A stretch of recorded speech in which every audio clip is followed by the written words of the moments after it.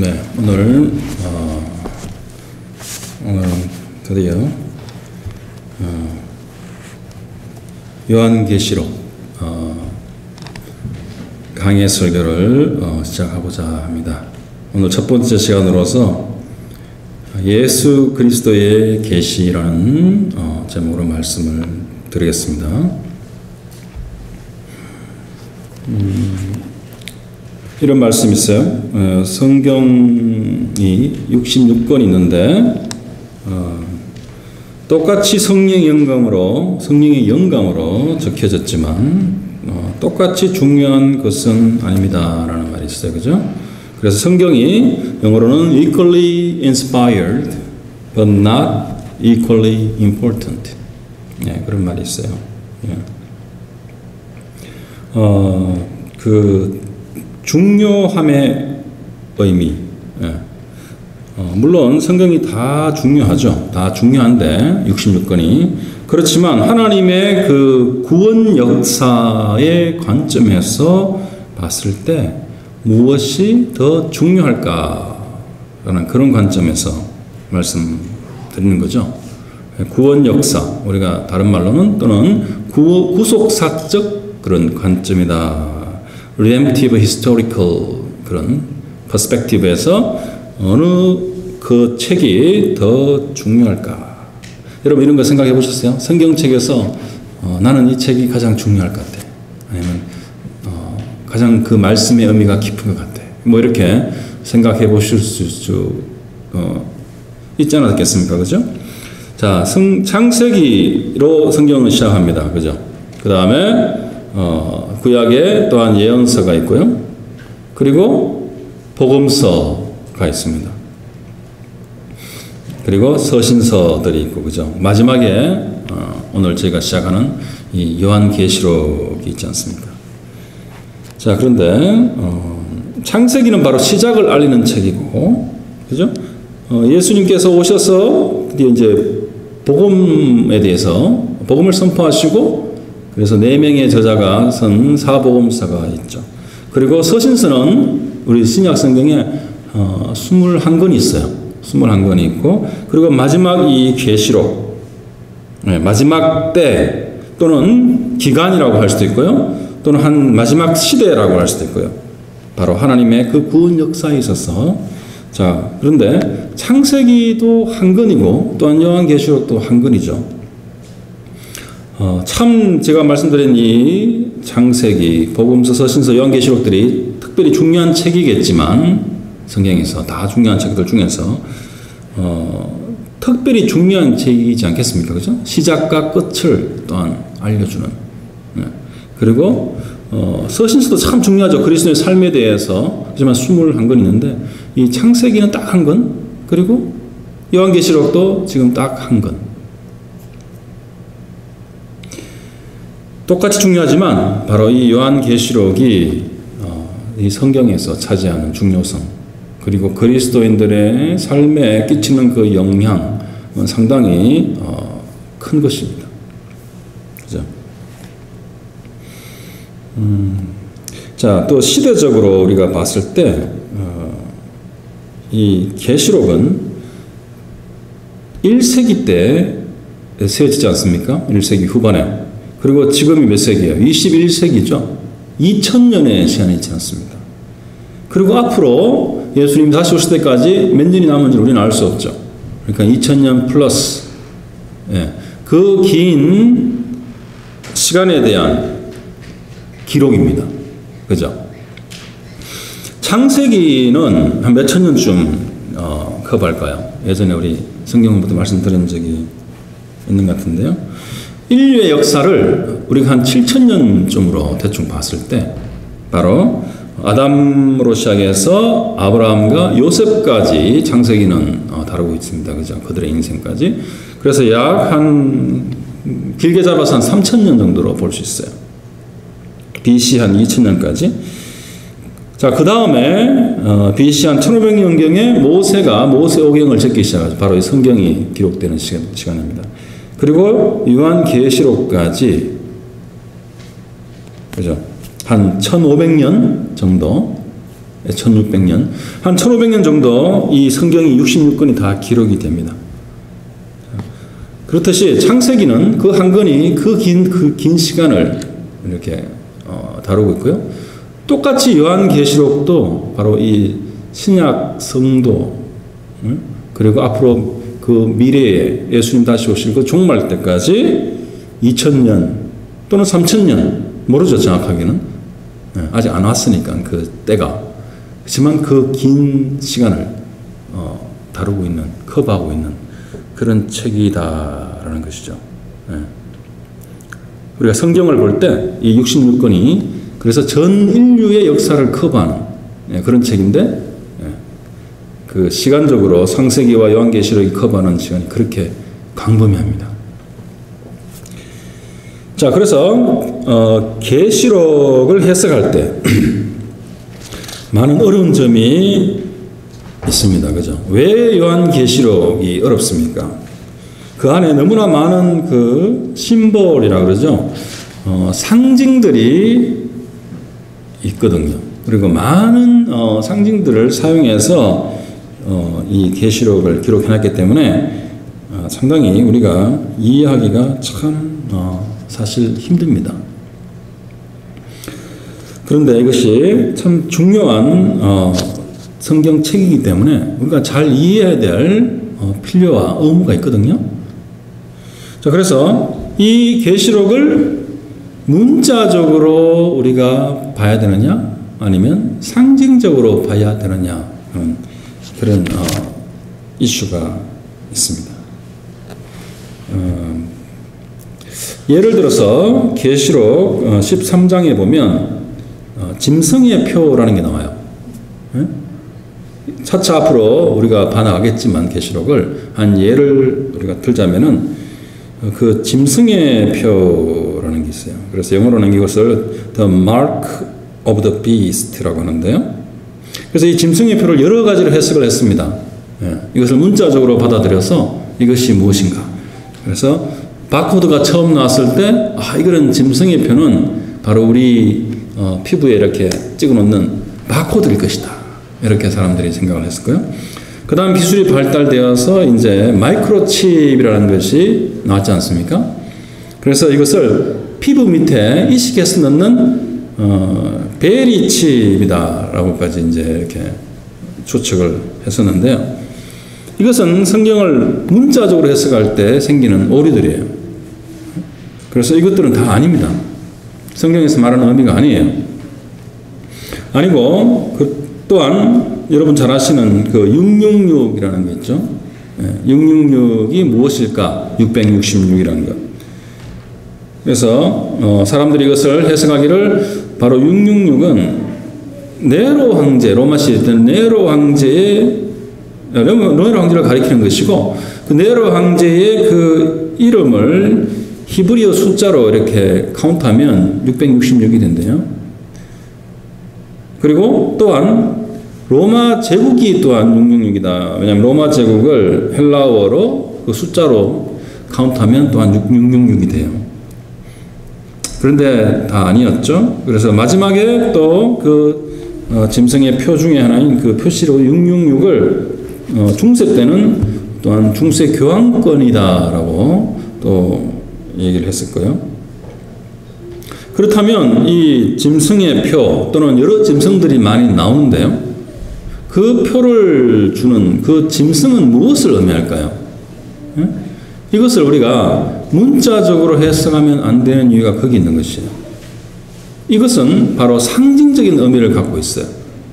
그래서 짐승이라는 것은 성경 요한계시록에 나온 짐승은 주로 그 나라를 얘기합니다. 여러 나라들,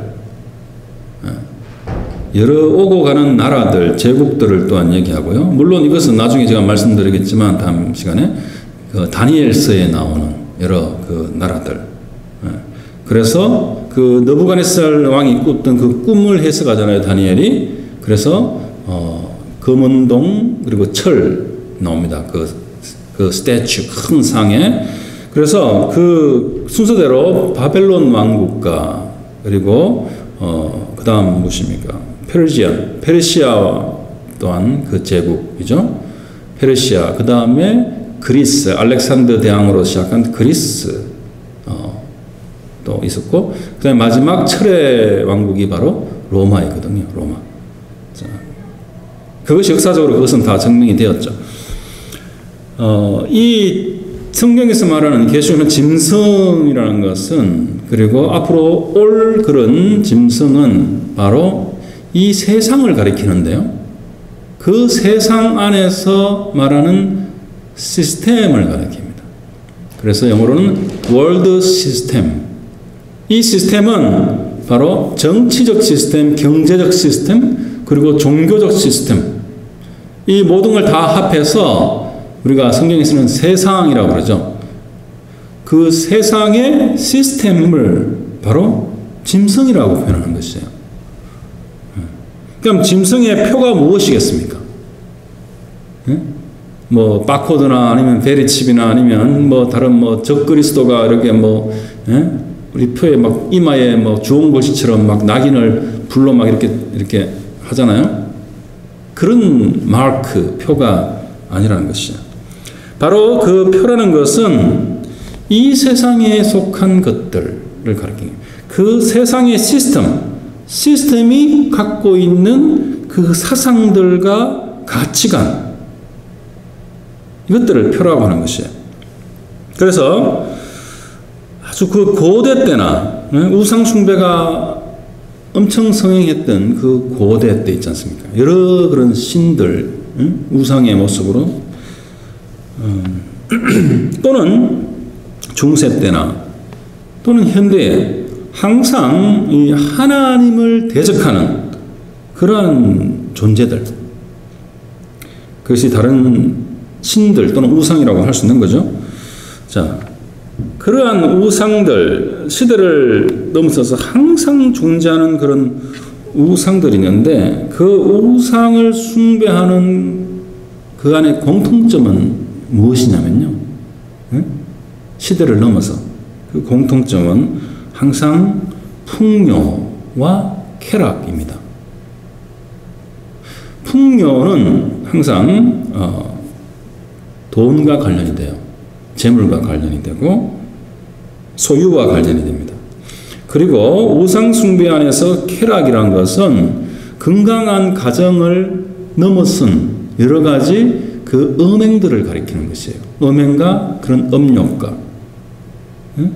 그래서 우상 숭배의 공통점은 풍요와 쾌락을 보장하는 그러한 신들이에요. 우리가 또 다음 시간에 계속 그 터키 그 아시아의 7교회의 그런 7교회가 있었던 그 7도시에 있었던 여러 그런 우상들에 대한 신전과 그 신전 안에서 있었던 그런 종교적인 그런 행위 속에 있는 여러 가지 음행들, 그런 것들도 조금 다 다룰 건데요. 자, 그러한 공통점이 있고요. 그 다음에 좀 더 이렇게 고상한 우상 숭배들도 있다는 것이에요. 그것이 바로 하나님의 그 진리를 거스르고 대적하여 높아진 여러 사상들. 그 사상들이 무엇이 있습니까? 바로 인본주의가 있죠. 인본주의. 인간 중심의 사상, 사고. 인간을 가장 중심에 두는 인본주의와, 그리고 물질론적으로 가장 중요하게 생각하는 공산주의가 있지 않습니까? 이것을 다른 말로 유물론적 공산주의라고 하죠. 그래서 공산주의가 그렇게 기독교를 박멸하고 탄압하고 하는 이유가 바로 거기에 또 있죠. 유물론적인. 모든 것은 물질이다. 하나님은 없고, 종교는 아편이고, 이거는 그 사람들, 인민이라고 그러죠. 인민들의 이 사상을 오염시키는 것이다 해서 탄압을 하죠. 그리고 또한 고상한 우상숭배는 바로 하나님이 없는 무신론적인 자연과학주의, 자연주의라고 하고요. 무신론주의라고 합니다. 이것이 얼마나 이 세상에 우상이 되었는지는 제가 이전에도 강조해서 말씀드린 적이 있습니다. 바로 이것들이 다 우상이고요. 바로 세상의 그 시스템입니다. 월드 시스템. 이것을 계시록에서 짐승이라고 하고 그 안에서 보장해주는 그러한 모든 베네핏들이 바로 표라는 것이에요. 표.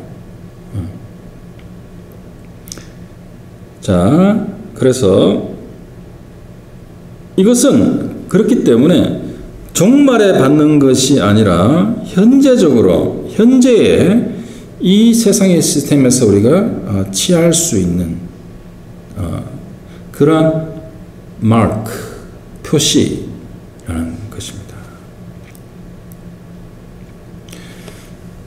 자, 그리고 물론 제가 서론적으로 계시록에 대해서 좀 말씀을 드리는데요. 이 계시록을 또한 해석할 때 부분을 너무 집착해서 우리가 보면 안 됩니다. 앞으로 제가 항상 그 큰 픽처를 기준으로 해서 말씀을 제가 드리겠지만, 다른 말로 먼저 숲을 봐야 돼요. 숲. 계시록에서 이 의미하고 있는 이 하나님의 이 뜻이 무엇일까? 우리를 향하신 주시고 하시는 그 말씀이 무엇일까?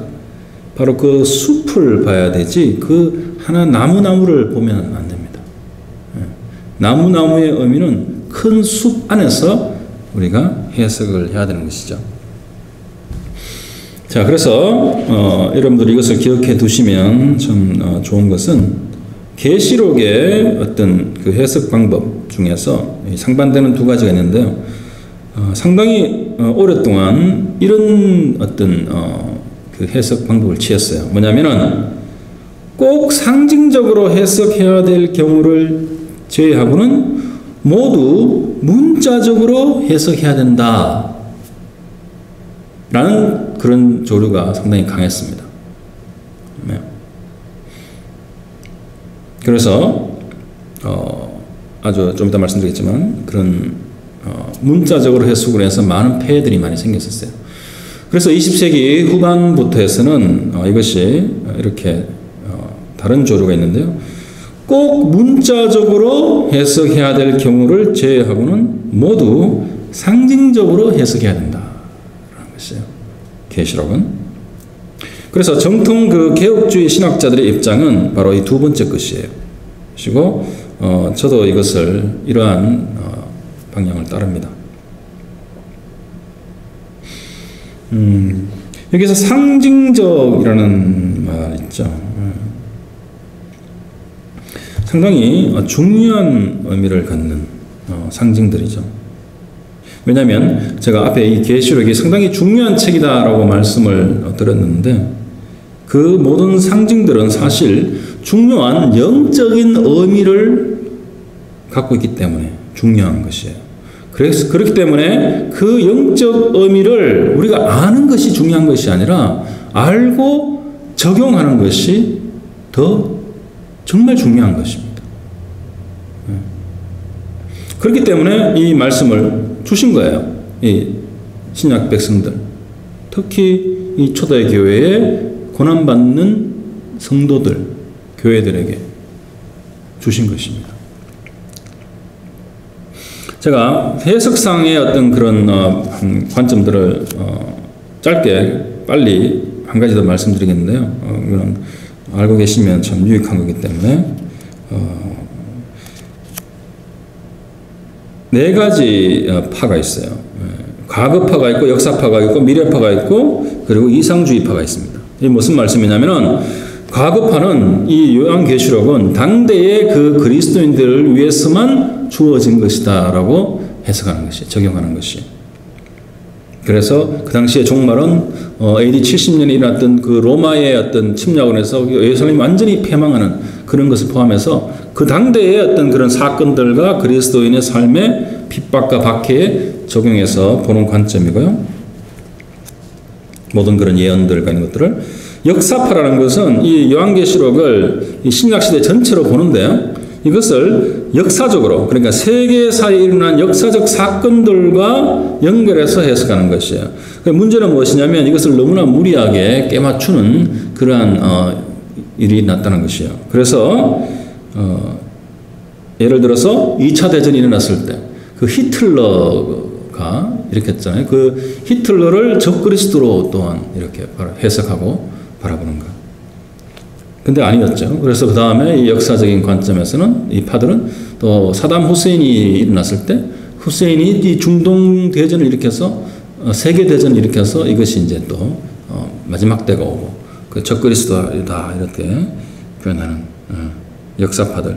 이것이 지나치 가면은 뭐 미국의 여러 대통령, 오바마 대통령, 아니면 현재 뭐 트럼프 대통령까지 막 이렇게 깨맞추는 일들이 자꾸 일어나는 것이죠. 그렇지만 그렇지 않다는 것이죠. 계시록은 그렇게 해석하면 안 된다는 것이에요. 그리고 이것을 또한 미래파가 있어요. 미래파는 이것을 미래의 그 종말 전에 일어날 일들이다라고 미래에 완전히 그런 관점, 중점을 두고 해석하는 것이에요. 분명히 예언이라는 것은 그런 부분이 있습니다. 그렇게 해석을 해야 돼요. 그렇지만 이것이 또한 그 세대주의적 전천년주의자들이라고 우리 성경 본문 때 말씀드렸는데요. 제가 상세히 말씀을 드리지 않겠습니다. 여기에서는 극단적인 미래주의자들이에요. 무슨 말이냐면 이 사람들은 휴거를 준비하는 사람들이에요. 그래서 은밀한 비밀스러운 휴거를 준비하기 때문에 이 세상의 이 소명 그리고 직업 또는 그런 사명에 대해서는 상당히 무책임한 사람들이 되어버려요. 그런 일이 뭐 한국에서뿐만 아니라 여러 선교회나 또는 미국에서도 그런 일들이 종종 일어났습니다. 주로 이단적인 어떤 그런 가르침과 사상을 갖고 있는 데서 주로 많이 일어났는데요. 바로 이 계시록을 극단적인 미래주의로 해석을 해서 이런 일이 일어났습니다. 그래서 항상 극단적인 것은 참 안 좋은 것이에요. 그래서 극단은 우리가 최선을 다해서 피해야 되는 것입니다. 그리고 마지막으로 이상주의파라고 있는데요. 이것은 조금 더 앞에 수시가 붙어요. 그래서 구속사적 이상주의파라고 해요. 그래서 그런 구속사, redemptive historical이니까 구속과 역사를 합해놓은 거죠. 하나님의 구원 역사를 말씀드리는 거예요. 하나님의 구원 역사 가운데 이것을 어떤 아이디얼, 이상으로 분석하는 거예요. 그래서 이 계시록에 나오는 여러 가지 예언들은 또는 사건들은 어떠한 역사 속에 있는 구체적인 사건을 예언한 것이 아니다 라고 보는 것이에요. 그리고 대신 이것은 영원한 진리를 가리키는 것이고 또한 선과 악 그 사이의 투쟁을 말하는 것이고 그리고 하나님의 온전한 주권과 통치를 또한 말하는 것이며 그래서 궁극적인 선의 승리를 가져올 것이다.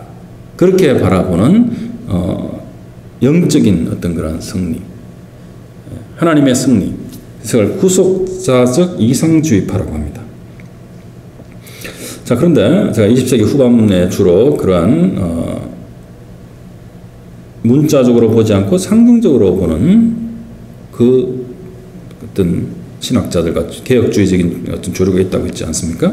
자, 그런 최근에 그런 주류 학자들은 이것을 이 네 가지 중에 하나를 선택하지 않고 어떤 입장을 가지냐면요, 포괄주의적 그런 입장인데요. 제가 이걸 말씀을 드리자면 포괄주의적 구속사적 이상주의파. 네, 말이 좀 길죠? 네. 그만큼 요한계시록이 참 말이 많고 잘못된 해석이 많고 극단적인 해석이 많기 때문에 이러한 긴 말이 나오는 거예요. 다시 말씀드릴게요. 포괄주의라는 것은 가급파, 역사파, 미래파, 이상주의파를 다 포함하는 것이에요. 그래서 포괄주의적 그렇지만 구속사적 이상주의파다라는 것이에요. 그렇다면 구속사적 이상주의파가 사실은 성경에 하나님의 뜻에 가장 일치하는 가장 가까운 해석이라고 봅니다. 그렇지만 앞에 말씀드린 그 세 가지 파도 이 계시록에 그런 부분들이 있고 또한 그런 관점에서 해석해야 될 부분들이 분명히 있다는 것이에요.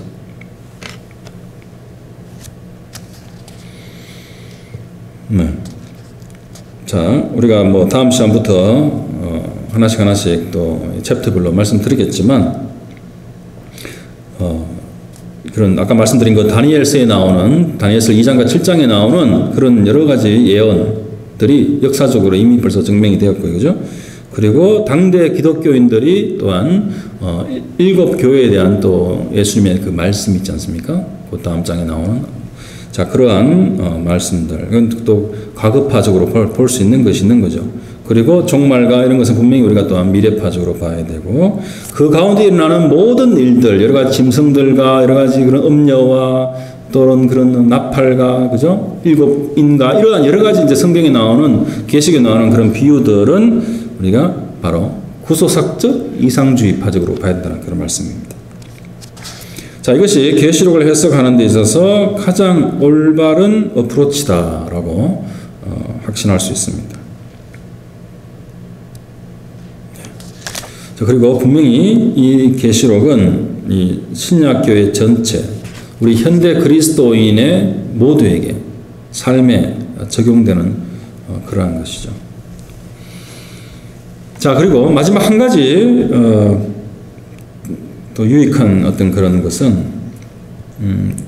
계시록을 해석하고 계시록을 분석할 때 이 구약 성경의 중요성이에요. 이게 무슨 말씀이냐면은, 자, 계시록에는 전체 404절이 있습니다. 22장까지 있는데요. 404절이 있는데 그 중에 278절이 바로 구약 성경에서 직접적으로 또는 간접적으로 연결이 되어 있다는 것이에요. 이걸 비교하자면 바울 서신이 참 많잖아요. 그 전체에서 한 209절이 조금 못되게 구약 성경 말씀과 연관이 있는데요. 바로 이 한 권, 22장밖에 안 되는 이 요한계시록 이 한 권에는 404절 중에 278절이 구약 성경에 기초하고 있다는 말씀이에요. 바로 이 말씀은 바로 1500년 동안 이 성경이 기록되었는데 그것이 정말 일관성 있게 바로 그 진리를 드러내고 있다는 어떤 반증이 되는 것입니다. 무엇입니까?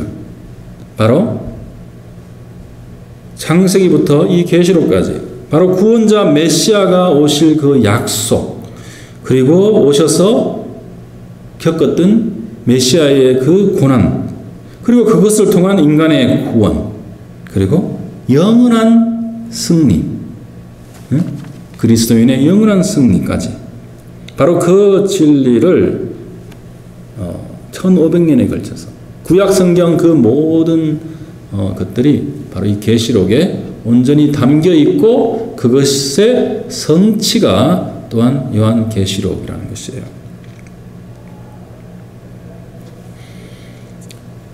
자, 그래서 바로 창세기 1장 1절부터 계시록 22장 21절까지 바로 그 일관성이 그 하나님의 변하지 않는 그 약속, 신실하신 그 약속을 보여주신다는 것입니다. 이것은 성경의 기록뿐만이 아니라 바로 인간의 그 전체 역사 속에서 똑같이 그 동일한 절대 불변에 똑같이 적용되어야 되는 진리라는 것입니다. 성경의 역사뿐만 아니라 이 인간의 전체 역사, 7000년에 우리 인간이 여기에 살고 존재하고 그 목적, 그 안에 있는 그 진리 똑같이 적용된다는 것이에요. 네. 그만큼 이 계시록 안에 포함되어 있는 여러 그런 구약 성경이 단순히 지식적으로 우리가 분석해내고 이렇게 연결되거나가 아니고 바로 창세기에서 이 계시록의 이 연결성과 이 말씀들이 인간의 전체 역사 속에 숨겨져 있는 불변의 진리를 드러내고 있는 것이다. 그렇게까지 우리가 볼 수 있어야 한다는 것입니다.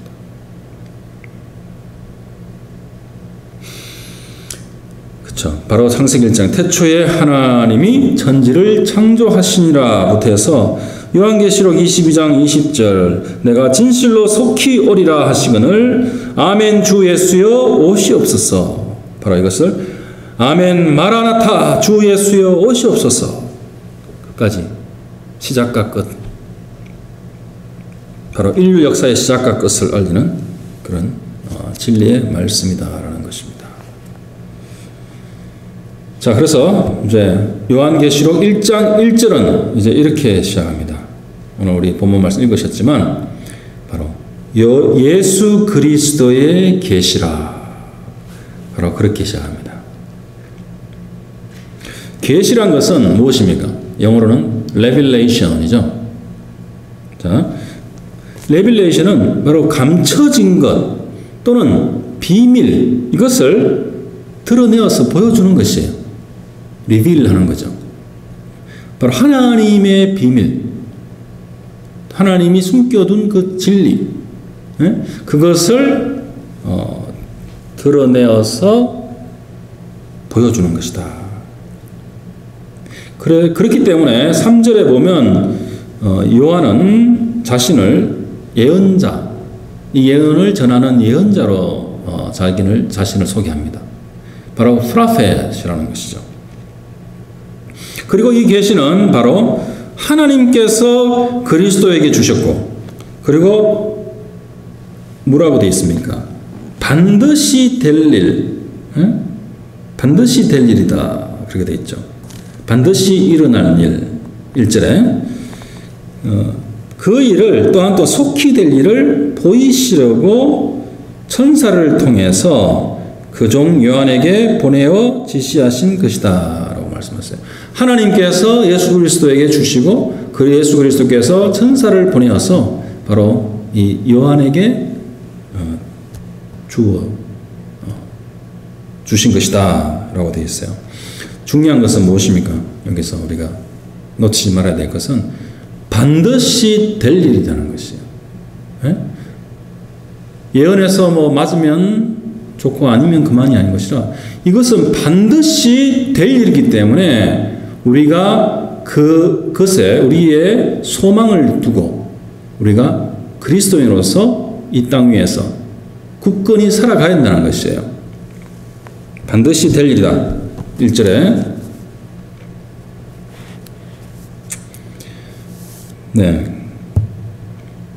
자, 그리고 그것은 또한 반드시 일어날 일이지만 우리 신약 성도들에게는 이미 일어나고 있는 일인 것이에요. 이미 일어나고 있는 일. 그래서 이것은 현재적 의미를 갖고 있는 것이며 또한 여전히 미래의 일의 그런 종말과 승리에 대해서 영원한 그런 빅토리, 그 승리에 대해서 말하고 있는 것이에요. 자, 여기에서 1절에 보면 요한이 말하고 있는 가운데 그 수신자가 누구입니까?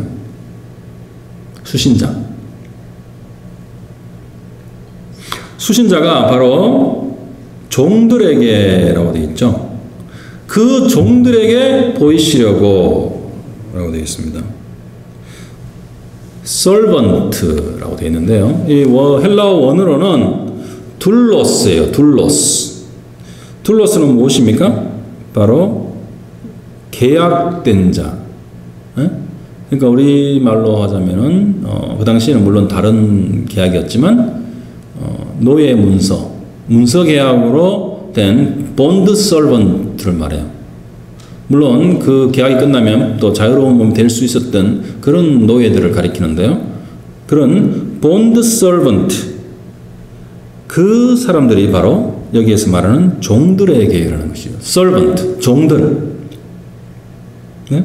이 둘로스라는 헬라어의 의미는 어떤 의미가 있냐면요, 이 종이라는 것은 바로 자신의 권리나 자신의 여러 관심들을 포기하고 다른 사람에게 자신의 인생을 헌신한 자가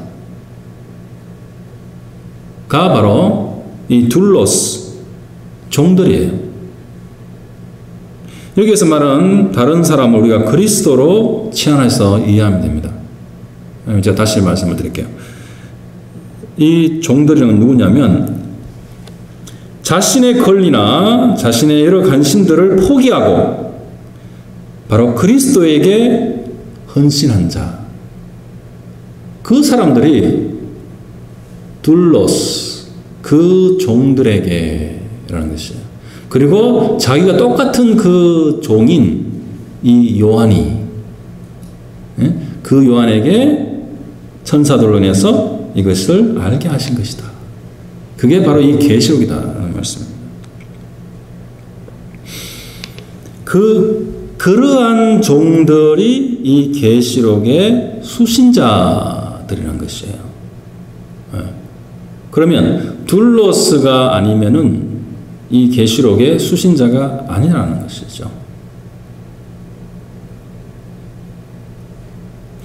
바로 그렇게 한 자들. 그렇다면 여러분들은 둘로스이십니까?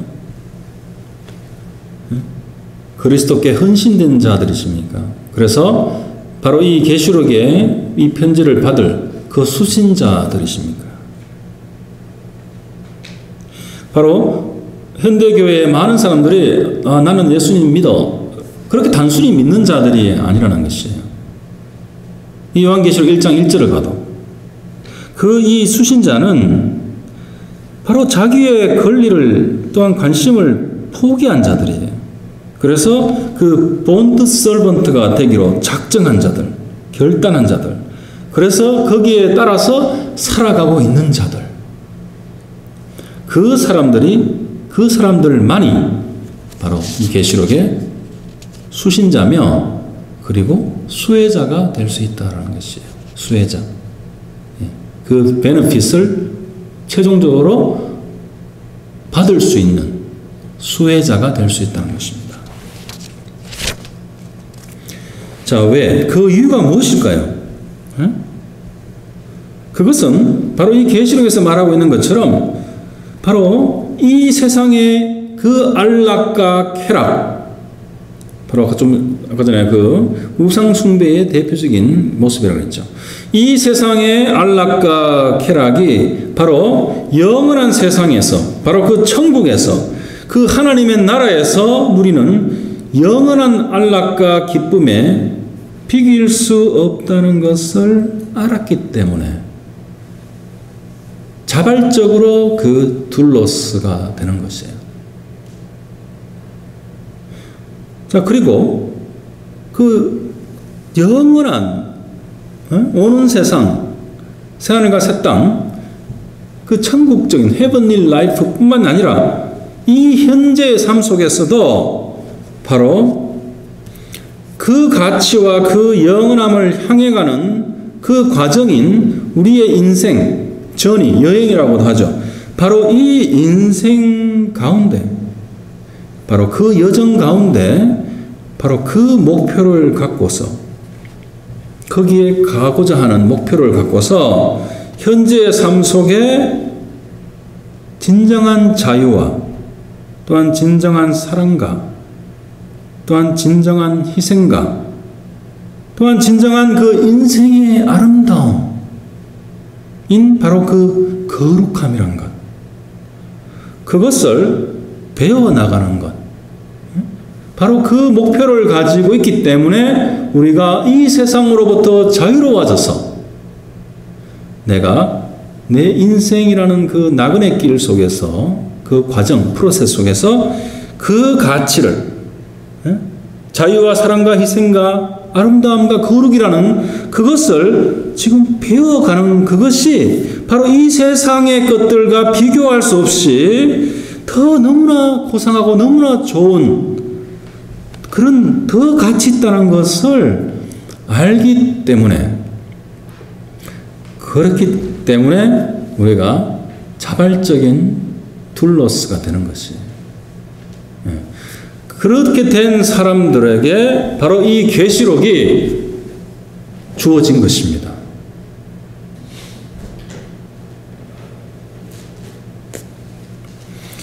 그렇기 때문에 바로 이것이 우리 그리스도인들의 행복의 이유가 되는 것이에요. 네. 이러한 현재적인 것과 그리고 미래적인 것을 소유할 때 바로 그리스도인은 행복할 수 있는 것이에요. 고난 가운데도 행복할 수 있는 것이에요. 그 가치를 알기 때문에. 여러분은 행복하십니까? 여러분들은 무엇 때문에 행복하세요? 또는 무엇 때문에 불행하다고 느끼세요? 제가 말씀드린 그 약속된 그 미래의 일과 그리고 우리 현재 속에 있는 그러한 실천적인 그러한 면들로 인해서 여러분들이 행복해 하셔야 된다는 것입니다. 그렇게 될 때 여러분들은 바로 이 계시록의 수신자가 이미 되었고, 그래서 지금 이 사도 요한이 이걸 적지 않습니까? 그리고 또한 이 계시록의 모든 그 약속에 대한 수혜자가 또한 될 것이라는 것이죠. 이미 되었고 또한 될 것이라는 것입니다. 이것이 엄청난 축복이에요. 이 세상의 월드 시스템이 줄 수 없는 엄청난 축복이라는 것이에요.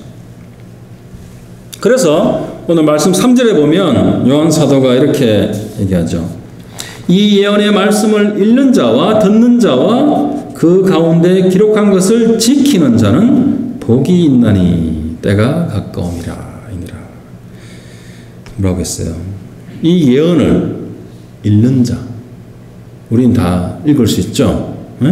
성경이 주어져 있으니까 읽고, 그리고 또한 듣는 자들, 이 예언의 말씀을 듣는 자들, 그리고 여기에 기록된 것을 지키는 자들. 지키는 자들이란 것은 바로 그러한 삶을 사는 자들을 가리키는 것이에요. 그러니까 자발적 둘로스가 된 자들을 가리키는 것이죠. 그 자들이 바로 blessed, 복이 있다는 것입니다. 축복받은 자들이라는 것이에요.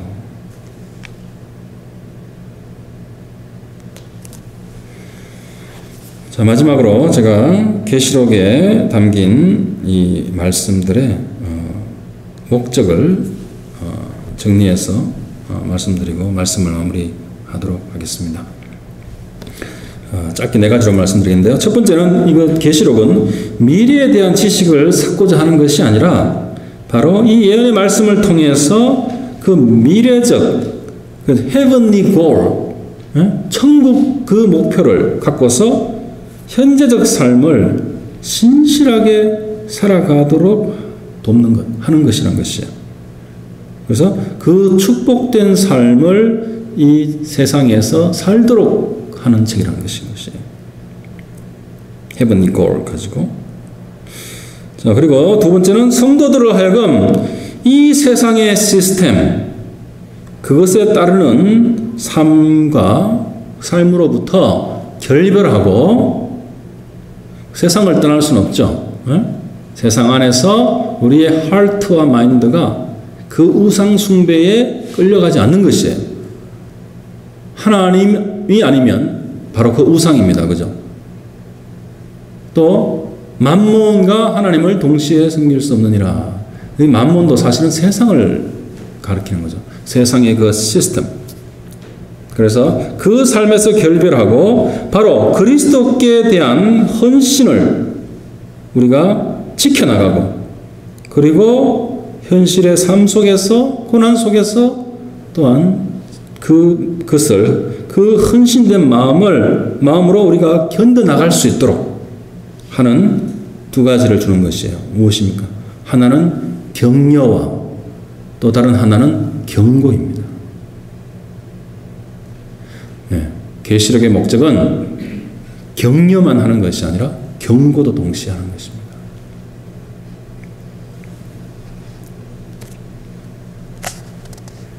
그리고 세 번째, 자, 한 발짝 더 나아가서 이 계시록의 목적은 바로 그리스도를 위해서 이 월드 시스템, 정치, 경제, 종교, 사상, 이 모든 것을 포함하는 이 월드 시스템을 따르지 않음으로써 오는 여러 가지 그런 고난들 또는 손해들, 자, 그것들을 기꺼이 내가 받아들이는 것이 자발적으로 willingly, 그러니까 기꺼이 받아들이는 것이 바로 최후 승리를 향해 가는 길임을 알려주는 것이라는 것이에요. 조금 참고 그냥 말지 뭐 이런 것이 아니라 바로 내가 이 세상을 따라가지 않음으로써 오는 여러 가지 불이익들이나 고난들이나 또는 그런 박해들이 또는 심지어 계시록에 말하는 그런 순교자들의 순교까지 포함해서 그것이 바로 우리의 그 파이널 빅토리, 영원한 승리, 그것으로 가는 길이다라는 것을 알려주는 것이라는 것입니다.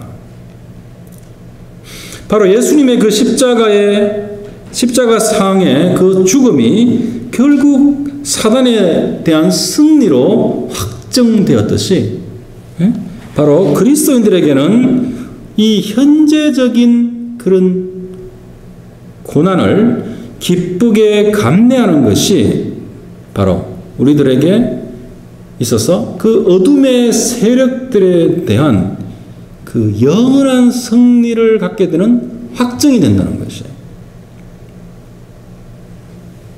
고난의 의미를 우리는 다른 각도로 봐야 됩니다. 고난을 기꺼이 내가 감수하는 것, 그리고 기쁘게 감내하는 것, 그리스도를 위해서 하나님의 영광과 그리스도의 영광을 위해서 그 숭고한 비전을 가지고 내가 살아가는 것, 천국을 향해서 살아가는 것. 그것이 그러면서 우리가 갖는 고난들이 바로 최후 승리의 증거, 확정이 된다는 것입니다. 그것이 계시록이 말하고 있는 그 목적이고 의미예요. 이것을 우리 현대 크리스천들은 너무나 잘 모르고 있습니다. 그리고 마지막 네 번째로 계시록에서 말하고 있는 그 목적은 인간의 모든 역사가 하나님의 주권에 의해 결정되어진다는 것입니다. 하나님의 주권에 의해서 결정되어진다는 것. 그리고 그 마지막에는 바로 새하늘과 새 땅이라는 뉴 크리에이션, 새로운 창조로 성경의 모든 그 예언의 말씀이 온전히 성취되어질 것이다 라는 것을 보여준다는 그런 목적을 갖고 있다는 것이죠. 바로 뉴 크리에이션, 완전히 새로운 세상, 새하늘과 새 땅 속에서 부활한 몸을 가지고 우리가 하나님이 빛이 되시고 그 안에서 영원한 행복 가운데 살아가는 그 성취, 파이널 성취를 또한 보여준다는 것이에요. 바로 이러한 계시록의 이 말씀의 이 네 가지의 목적을 우리가 분명히 알므로 인해서 우리는 정말 다른 삶을 살 수 있습니다. 그게 계시록의 목표고 목적이라는 것이에요. 그러니까 얼마나 이것이 중요한 책입니까? 그래서 앞으로 우리가 챕터별로 우리가 계속 공부해 가겠지만요. 바로 이것, 세상이 주는 것이 아니라 세상의 시스템을 따라가는 것이 아니라 물론 그 속에서 우리가 매일매일의 일상의 삶을 살아가고 소명을 갖고 살아가지만 바로 우리의 목적은 이 세상 시스템 안에 있는 것이 아니라 바로 천국에 있다는 것. 그리고 영원하신 하나님의 이 창세기부터 이 계시록까지 담겨져 있는 그 하나님의 구속사적인 그 구원의 계획 속에 우리가 놓여 있다는 것. 그 안에서 현대를 살아가는 그리스도인으로서 또한 계시록 안에 있는 현재적 의미 안에서 우리가 진정한 자유와 진정한 사랑과 진정한 희생과 진정한 아름다움을 갖는 그 거룩함의 그리스도인의 삶을 우리가 살아가야 된다. 바로 그 말씀, 그 격려와 그 경고의 말씀이 들어있는 것입니다. 네, 다시 기도하시겠습니다. 하나님 아버지 감사합니다. 참 사도 요한을 통해서 우리 그리스도인들이 이 세상에서 어떠한 시각과 어떠한 마음으로 살아가야 될지 다시 한번 밝히 보여주심을 감사드립니다. 주님, 제가 이 말씀을 깊이 연구하고 깊이 공부하여 하나님이 주시고자 하시는 그리스도인의 삶 속에 담겨있는 그 엄청난 약속과 축복을 다 우리가 담아내어 이 계시록의 말씀에 수신자가 되고 또한 수혜자가 되는 그런 축복의 사람들이 다 될 수 있도록 주님 인도하시고 축복하여 주시옵소서. 모든 말씀 예수님 이름으로 기도드렸습니다. 아멘. 자, 오늘